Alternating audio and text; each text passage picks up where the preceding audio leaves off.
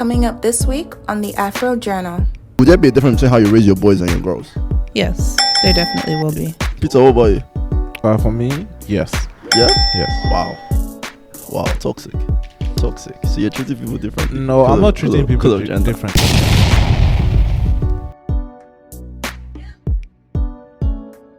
We are talking about the difference between raising boys and girls today, and we're going to break down whether it's going to look different or if it's going to be the exact same. And what our personal opinions are. Well, our personal opinions are as well, and then we'll just go with that, with that conversation. And I think we've alluded to how we've been raised, amongst all of us for the most part. But just as a summary, Bole, she has two sisters, no brothers, all girls, all girls. That's why her life is very calm. Mm-hmm. Me, I have 2 brothers and 2 sisters. Technically, like a cousin, but like she's a sister to me because she grew up with me. So 2 sisters and 2 brothers.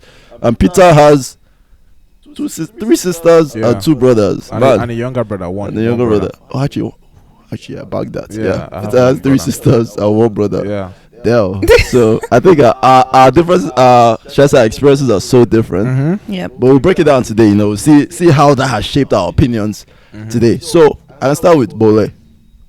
Just off the dome, you don't have to go too deep. Would there be a difference between how you raise your boys and your girls? Yes, there definitely will be. Okay. Damn. Okay. Peter, what about you? For me, yes. Yeah? Yes. Wow, toxic. So you're treating people differently? No, I'm not treating people differently. I'm treating them the same, but I'm also being pragmatic. Yeah. You understand what I'm trying to say? Fair enough. I'll give them equal opportunities and everything, but we'll get there. We'll get there. And for me, honestly, same as well. Like I'm definitely raising them differently. And I think overall, I'm not going to raise all my kids the same, regardless of whether they're boys or girls or whatever that might be, right? So I have to tailor the parenting to the child. But obviously, we're going to speak in broad terms right now, because there are things that are going to affect boys more and things that are going to affect girls more. Yeah. So Let me just ask this first question. All right. So, Bola, which one would you want first, a boy or a girl? As a first I want to... that's a good question. That's a good question. Well, I mean, if we think about how I want my life to unfold, I would want twins first. Like my first 2 children would be twins. Wow. But the first one would have to be a boy. Like only by a couple seconds, and then the girl will come after. Why? I just feel like growing up, I always wanted a brother. Yeah. I always read books, watched movies about, the sister having the older brother to look up to, help him out, bullying, all that kind of shit. And I would want my girl to have the same thing. I see you. Okay.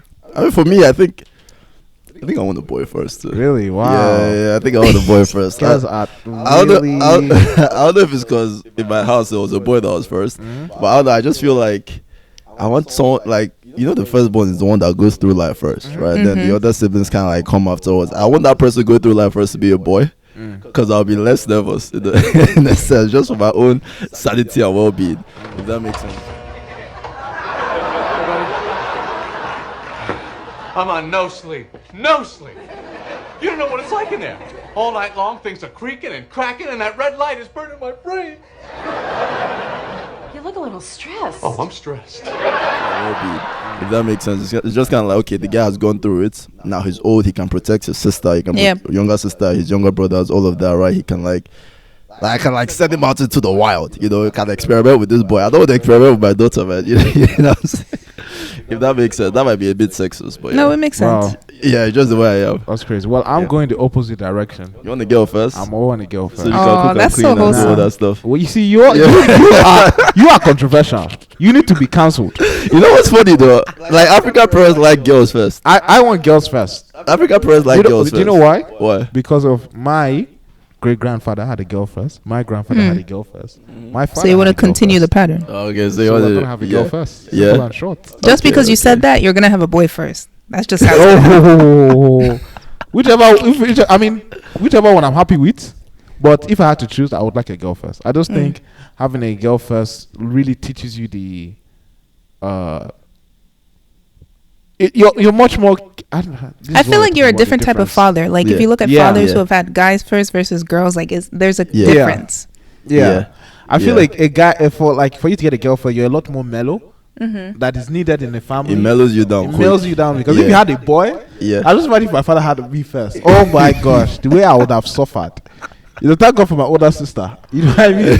You can't be down first. The suffering that you suffer would have been multiplied by 10. I'll be in Iraq or something fighting for Nigeria. I'm telling you right now. You know when you talk about like, they say boys should do Superman, girls should do Barbie, all that stuff. Yeah. In Nigeria, I don't know if we do. We kind of do it. Maybe do it. But I know that like naturally I was just drawn to what I was drawn to, and my sister was drawn to what she was drawn to. She got this Hannah Montana game, she got this Barbie game, all that stuff. But the funny thing is I enjoyed it. Yeah, you played it. Like I played it. Yeah. Same here. So my parents never like were like, oh, you're not allowed to play Barbie. You're not allowed to do that. Like we literally just intermixed, but eventually we just kind of like got drawn to the things that we liked more. But then when we had to like hang out with my sister, like play with, or let's say there's no lights, and I can't play FIFA, I'm going to play Hannah Montana on the Nintendo DS. For sure. For sure. There was this game called Dogs or Cats on this game, and like you have to like rub the dog using the stylus. The stylus. I was just like, yo, this is some. Like there's nothing else to do. Let's do it. You have to wash the dog, blow dry it. You know what I mean? I like make it shiny. Even this game called Cooking Mama. Yeah. Oh. On the DS, when I was just, So I play all those games. Barbie story mode. I went go with the Barbie, save the Barbie, save the prince, all that. I did all that stuff, but obviously I know that the thing I was drawn to more was more like the FIFA, the fighting games, all that stuff. Yeah. So just going into the first point about like differences between raising boys and girls, right? I think personally, I'm going to tailor a lot of what I'm going to do kind of with what my parents did, right? And what my parents did that I think worked for me personally and worked for us because it didn't feel like a toxic, like, oh, I'm not allowed to play Barbie, do this, and I'm not allowed to. You're not allowed to dress up like a Barbie doll or anything like that. Exactly. It's kind of like, it's just more like, oh, like, play what you're going to play, but you still know who you are. You're a boy. You know what I'm saying? I'm not here trying to pretend, is that going to sound controversial? Just say it. I was going to say, like, I'm not going to pretend like I'm a girl. You know what I'm saying? But just more like, I don't feel the need to be like, oh, I'm a boy, so I cannot play with Barbie. But I'm also a boy, so I like being aggressive. I don't need to tape up my aggression, which is why it was good that my dad was there, but he could handle what. Actually, my mom too was very like active with sports and all that, so like she could handle all that. And I think growing up on a childhood level, let's say from like 0 to like pre-puberty, I'm going to treat them pretty much the same. Yeah, that's what I think, and that's kind of what I thought about. Just kind of like treat them the same, like get them involved in different things, just because you're trying to see what they're interested in. You're trying to see the things that they are drawn to. So if my girl now likes to play football, I'm not going to be like, oh yeah, girls, so don't play football. If my boy likes to, I don't know, cook, I'm not going to be like, oh yeah, boy, so don't cook.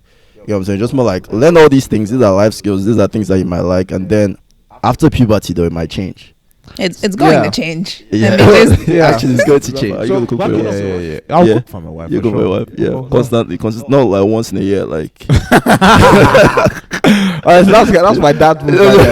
My dad was like, I'm the better chef. When he's talking about him and my mom, I'm the better chef. Let me just cook a little bit. And when he cooks, I'm just like, Dad, this stuff, man, I don't like it.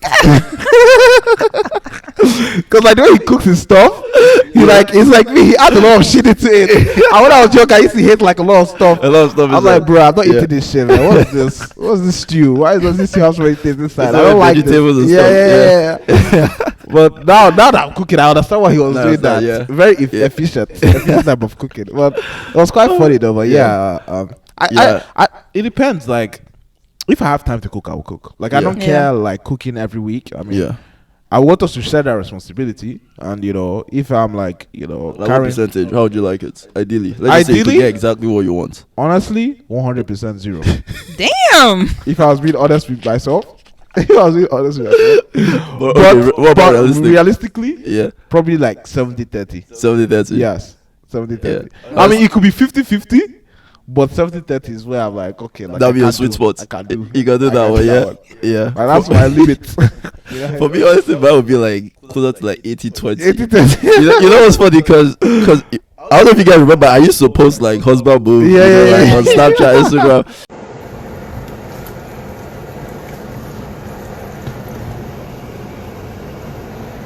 But that's like in recent years, I haven't been posting that shit. Like, I don't be posting my cooking anymore because I realized that it was Loki sending girls the wrong message about me. Because I was thinking like, if girls now see, because okay, the reason why I started it was just to tell guys that like it's okay to cook too. I'm trying to encourage guys that you should learn how to cook, and it's okay to treat your woman. But my own is treat your woman, but then I don't want a girl that cannot cook to now come to me thinking, oh, this nigga is gonna cook. I'm gonna be cooking for her constantly.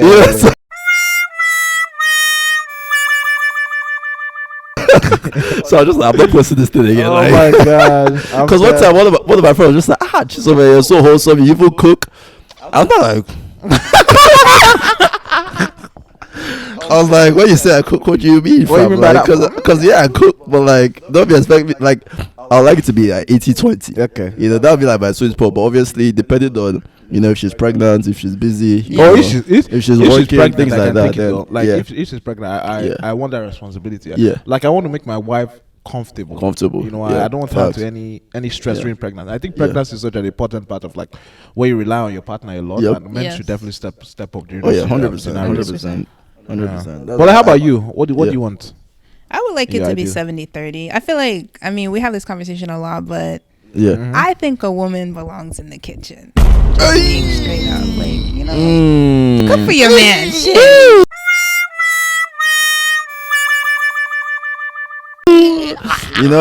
That just made me feel very, very warm.